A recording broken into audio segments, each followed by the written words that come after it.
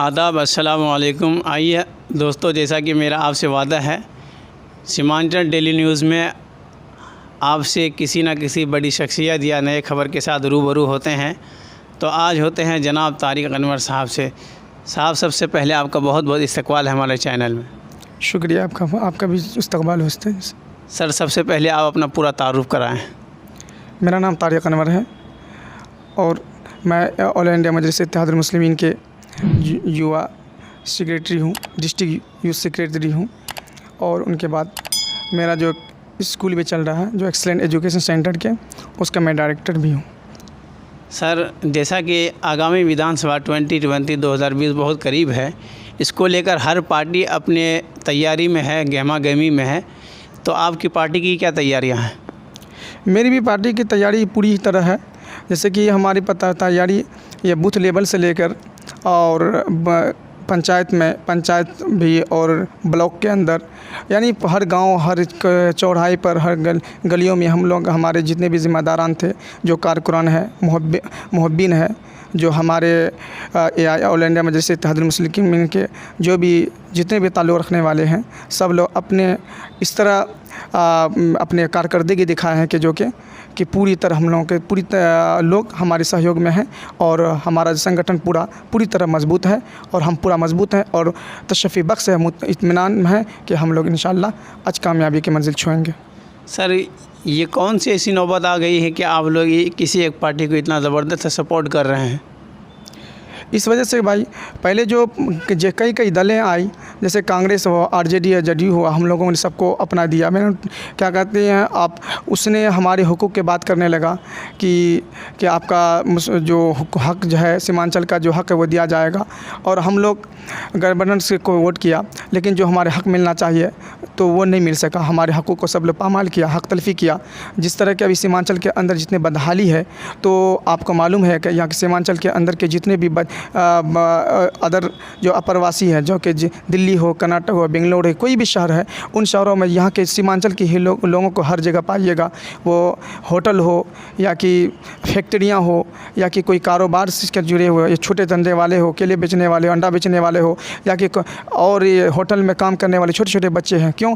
इससे हमारी बदहाली है और यहाँ से प्लान करके जा रहा, जो इस वजह से हमारे जो अभी हम लोग जो नया पीढ़ी जो है, जो अभी युवक जो है, इस चीज़ों को समझता, वहाँ के हालात को देखते हुए, तो अब एक इनकलाब पैदा करने के लिए, अपने हक़ को, अधिकार को पाने के लिए हम लोग तीसरा विकल्प कर रहे हैं और इधर थर्ड पार्टी जो ऑल इंडिया मजलिस इत्तेहादुल मुस्लिमीन, इसको सपोर्ट कर रहे हैं हम लोग। सर, वो 2-4 काम बताइए जो आपको लगता है कि अभी आज़ादी से लेकर अब तक नहीं हुआ, जो समाज के लिए बहुत दिनों पहले हो जाना चाहिए था, नहीं हुआ है। आज़ादी से पहले तो जिस काम का सारा काम तो पड़ा हुआ भाई, कोई भी काम हम लोग देखते हैं नहीं हुआ। आप ही लोग बताइए कि कोई काम हुआ है? आप लोग भी नहीं। जैसे सबसे पहले काम करना चाहिए शिक्षा जो एजुकेशन सेक्टर को सुधारना चाहिए था, जो हेल्थ सेक्टर को सुधारना चाहिए था, एग्रीकल्चर को, और एम्प्लॉय जितने भी रोज़गार हैं, फैक्ट्रियाँ, इन सारी चीज़ों को होता। और अगर यहाँ रोज़गार होता तो हमारे यहाँ के लोग, जो सीमांचल के लोग जो दूसरी जगह प्लान नहीं करते, क्योंकि ये हमारी जो जितने भी जो रहनुमा है, जो हमारे कायद है, एमएलए हैं, एमपीज़ हैं, उनकी ज़िम्मेदारी बनती है। एमएलए एमपीज़ के काम क्या होते हैं? कानून को बनाना, जो बदहाली हो, जो एरिया को जो बदहाल हो, उसके कानून को बनाकर उनको उन तक पहुंचाना, उनके हुकूक को पहुंचाना, उसकी आवाज़ लगाना। लेकिन हम लोगों को जो यहाँ जो जितने भी एमएलए एमपीज़ हुए, वो काम को अंजाम नहीं दिया। वो हमारे हक तलफ़ी किया और जिस पर भी हमने उम्मीद लगाया, वो हमारे हुकूक को पामाल किया। और देख रहे हैं कि हमारे हालात कैसे हैं। और हर तरफ से जिस तरह के शरीर में देखते हैं, हर अंग में मेरा एक हर जगह घाव है। उस घाव का इलाज करने के लिए हम किसके पास जाएं, किसके पास इलाज करें, उसको ढूंढ रहे हैं। और कहाँ से शुरू करें, कहाँ अंत करें, ये मुझे हम लोगों को भी उन समझ में नहीं आ रहा। तो इन सारी चीज़ों को देखते हुए हम लोग एक पार्टी को सपोर्ट करने के लिए चाह रहे हैं, ताकि तीसरा पार्टी को करें तो ताकि वो हमारा हक़ मिले। और इसीलिए ये बदहाली को देखते हुए हम लोग अपना एक रुख मोड़े हैं। सर, आप लोग जब लोगों के दरमियान जाते हैं तो किन मुद्दों को लेकर के जाते हैं? हम लोग ज़्यादा जाते हैं तो सबसे पहली बात तो यहाँ तो हर एक मुद्दा है। जैसे कि शिक्षा है, एग्रीकल्चर है, आपका हेल्थ है, और इस सेक्टर में सारे ये मुद्दे हैं। और जैसे पुल पुलिया हुआ, रोड हुआ, कम्युनिकेशन हुआ, टेक्निकल कॉलेज हुआ। अब भी देखिए एक बात, सबसे इतने MP MLA हमारे यहाँ रहे, अब अमौर विधानसभा में, अमौर असेंबली के अंदर 56 जो, अब तक सबसे बड़ी दुख की बात है कि एक भी कॉलेज नहीं है। तो बोलिए कॉलेज नहीं है तो हमारी सबसे इंसान को, किसी भी इंसान को अगर बर्बाद करना हो या किसी कौम को बर्बाद करना हो, उनकी शिक्षा को बर्बाद करें, वो कौम ऑटोमेटिक बर्बाद हो जाती है। उसी तरह हमारे ये MPs MLA जो है, हम लोगों को बर्बाद करने के लिए एक भी कॉलेज, एक भी अच्छा शिक्षण संस्थान नहीं रखा, एक भी अच्छा टेक्निकल कॉलेज जो टेक्निकल जो भी इंस्टीट्यूट होना चाहिए वो नहीं डाला। तो इससे हम लोग क्या समझ सकते हैं। और उनके बाद सबसे बड़ा जो हमारे यह कमियां जो है यहाँ हेल्थ का, एक भी अच्छा हॉस्पिटल नहीं है। आप देखिएगा पूर्णिया में जितने भी डॉक्टरें हैं, सबसे ज़्यादा हमारे ही इलाके के लोग जाते हैं वहाँ। क्यों? यहाँ अगर यहाँ अच्छे डॉक्टर होते, अच्छे ये होते तो बीमारी भी नहीं पड़ता। क्योंकि यहाँ जो है अच्छा हॉस्पिटल भी नहीं है, ना अपना गांव में, ना अपना इसमें, ना कोई हो। अगर कोई हार्ट से हार्ट बीमारी पकड़ जाता है तो वो दिल्ली भागता है, पटना भागता है, कहीं और जाता है। ऐसा हालत हो जाता है कि रास्ते में दम तोड़ देता है।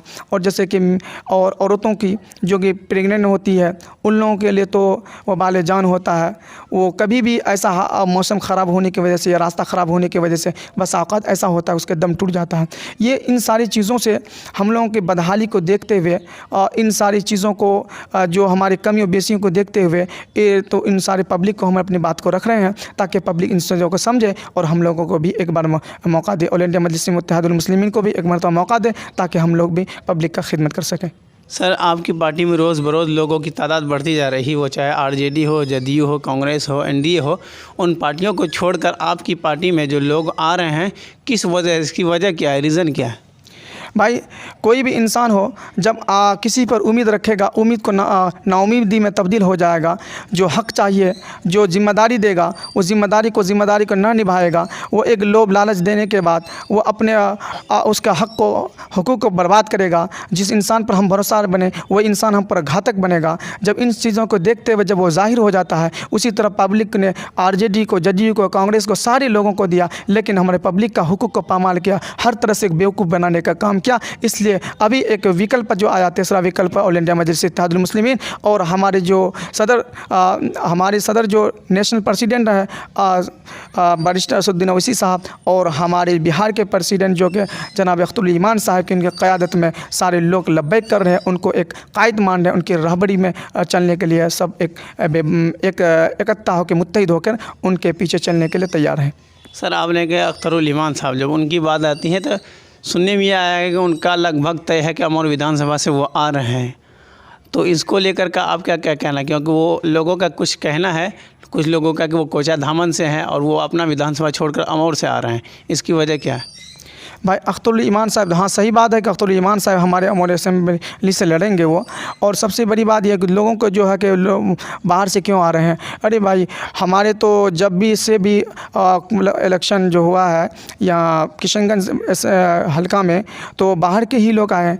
MJ अकबर हो कि शाहनवाज़ हो या कि और दीगर लोग हो, तो सब बाहर से ही आए हैं। वो हमारी हक हुकूक़ की बात की हैं। ये तो फिर भी तो हमारी लोकसभा के अंदर है, तो कोचा धामन के अंदर है। और दूसरी बात यह है कि कोई भी इंसान अगर हमारे घर के अंदर अगर कोई अच्छा इंसान हो जो कि हमारा तकदीर तस्वीर बदल सकता है, जो कि हमारी रहबरी कर सकता है, जो कि अगर हम बीमार ही पड़ जाएं तो हमारे इलाज करने के लिए हमारे घर पे कोई डॉक्टर न हो, एक अच्छे डॉक्टर के पास ले जाना पड़े, वो कितने भी दूर के हो, हिंदुस्तान का हो या पाकिस्तान का हो, लेकिन उसको लाना पड़ेगा, या कि हमारे कहीं और दिगर को हो, तो उसके लिए हमारा अपना इलाज तो कराना होगा। उसी तरह हम अपने इलाज कराने के लिए यहाँ जो हमारे बीमारियां हैं, जितनी भी बीमारियां हैं, उन बीमारियों को दूर करने के लिए तो एक तमाम पब्लिकों का एक मुत्तफ़क़ राय है कि अख्तरुल ईमान साहब आते हैं, यहाँ को बदहाली जो जितनी भी हैं वो खुशहाली में तब्दील कर सकते हैं। एक उम्मीद लगाए हुए उसको लाए हैं। वो बेचारा आए नहीं है, उनको वहाँ से लाया गया है। उनको एक मेहमान के तौर पर उनको यहाँ से आदमी सारे, हर पंचायत से, हर जगह के लोग, हर खित्ते के लोग, हर गली कोची के लोग गए, उनको घर पर गए, उनको दावत देकर उनको बाइज़्ज़त उसको लाए हैं। इंशाअल्लाह हम लोग भी अज़्म करते हैं और तमाम लोगों की तरफ से यह एक मुत्तहिद एक इरादा बना हुआ है कि अख्तरुल ईमान साहब को हम लोग अपना बाइज़्ज़त उनको जिताएंगे और उनको वोट करेंगे और हम लोग तन मन धन से उसका काम करें, उनका सपोर्ट करेंगे। जिस पहलू हो, जिस तरह के तरीक़ा से हो, उनका हम लोग साथ देंगे। सर, आपकी पार्टी अगर ना सीट निकाल भी लेती है तो यहाँ की जनता के लिए सबसे पहले 2-4 काम बताइए जिनको करेगी वो सबसे पहले। सबसे पहले हम लोग, हमारी पार्टी जो है शिक्षा एजुकेशन सेक्टर में जाएगी, हेल्थ सेक्टर पे जाएगी, एग्रीकल्चर सेक्टर पे जाएगी और जो बेरोजगारी है उस पर। और जो सबसे बड़ी बात यहाँ है क्या हमारा वो सूदखोरी जो घूसखोरी है उन पर, घूसखोरी जो हमारी जो अभी तानाशाही चल रहा है अफसरान का, उन सारी चीज़ों के मुद्दे को भी रखेगा। और सबसे बड़ी यह है कि हम लोगों को सबका साथ सबका विकास की बात करेंगे, वो हिंदू हो, मुस्लिम हो, सिख ईसाई, उससे कुछ मतलब नहीं है। और हमारे इसमें आरोप भी लग रहा है कि आप एक ही पार्टी का है, तो इस तरह हम लोगों जो है तो हर लोगों को देख रहे हैं, हिंदू मुस्लिम सबको। जैसे कि हमारे अमूर मैदान से रामराज सिंह है और भी दीगर लोग हैं, दीगर जगह से हैं। हम इस पार्टी का एक हक़ की बात कर रहा, इंसाफ की बात कर रहा, तो हक़ इंसाफ इन सबके लिए करेंगे। तो सर, हमारे चैनल के माध्यम से आप लोगों से क्या अपील करना चाहेंगे अपनी पार्टी के लिए? मैं अब तमाम लोगों से, आपके जो इतने भी सब्सक्राइबर हैं और जितने भी व्यूअर्स लोग हैं, जो नाज़रीन हैं, तो तमाम लोगों से मैं अब अपील कर रहा हूँ कि एक मरतबा ऑल इंडिया मजलिस इत्तेहादुल मुस्लिमीन को मौका दिया जाए। कि इसलिए कि कोई भी इंसान किसी इंसान को पहचान नहीं सकता जबकि ज़िम्मेदारी जब तक नहीं मिलती है। जब किसी इंसान को पहचानने के लिए आपको ज़िम्मेदारी देना पड़ेगा, उनके साथ जब मामलात करेंगे तभी उनसे इंसान को पहचान सकते हैं। इसीलिए अभी जो कोई भी अफवाहों में आपको कोई वर्गला रहा है तो उस वर्गला पे नहीं आए। एक मरतबा जिस तरह के आपने कांग्रेस से को हमेशा उसको दिए, एक मरतबा उसको आजमाने के लिए आपने एक मन बना लिया था कि बीजेपी को दिया जाए, तो शहबाज जफर को आपने एक मरतबा मौका दिया था।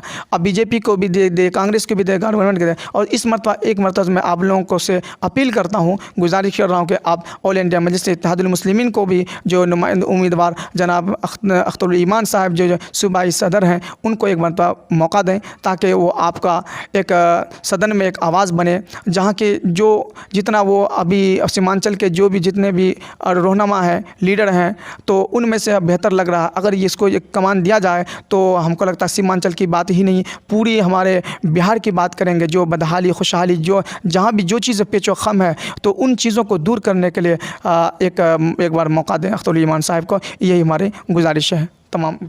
ये थे जनाब तारिक अनवर साहब। बहुत बहुत शुक्रिया, आपने अपना वक्त निकाला। आपका भी शुक्रिया भाई, आपने हमारे वक्त निकाल के हम तक पहुँचे, आपका भी शुक्रिया। ये थे जनाब तारिक अनवर साहब जो हमारे तमाम तल्ख़ सवालात का जवाब बहुत ही अच्छे अंदाज़ में दे रहे थे। तो दोस्तों, इंशाल्लाह फिर मिलेंगे आपके साथ कल किसी बड़ी शख्सियत या अच्छे खबर के साथ। आज तक के लिए यहीं तक। अस्सलामु अलैकुम।